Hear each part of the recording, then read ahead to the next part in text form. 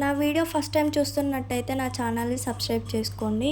Hello, నేను మీ జ్యోతిష. అందరికీ కార్తీక పౌర్ణమి శుభాకాంక్షలు. ఇంతకీ నేను కట్టుకున్న శారీ ఎలా ఉందో చెప్పండి. అందరూ కార్తీక దీపాలు ముట్టివ్వడానికి టెంపుల్కి వెళ్ళారా లేదా కామెంట్ చేయండి. నేను వెళ్దాం అనుకున్నా, కాకపోతే వీలు కాలేదు. అందుకని తులసి కోట దగ్గరే 365 ఒత్తులతోని దీపాలు ముట్టిస్తున్నాను. ఇంతకీ కార్తీక పౌర్ణమి రోజు 365 ఒత్తులతో దీపాలు ఎందుకు వెలిగిస్తారో తెలుసా? ఎందుకంటే మనకి రోజు దీపాలు వెలిగించే వీలు కాదు కాబట్టి ఒక్కొక్క రోజు ఒక్కొక్క ఒత్తి చొప్పున 365 రోజులు 365 ఒత్తులను వెలిగిస్తారు. నేను తులసి కోటను కడిగి ముగ్గు వేసుకొని పూలు పెట్టాను. తర్వాత కాటన్తో వస్త్రం చేసి పక్కన పెట్టుకున్నాను. నేను ముందుగానే ఒక మట్టి ప్రమిద తీసుకొని నెయ్యితో ఒత్తులను తడుపుకున్నాను. కొంచెం నువ్వుల నూనె కూడా వేశాను. కార్తీక పౌర్ణమి రోజు నెయ్యితో దీపం వెలిగిస్తే మంచిది. దీపం వెలిగించి మంగళహారతి ఇచ్చాను.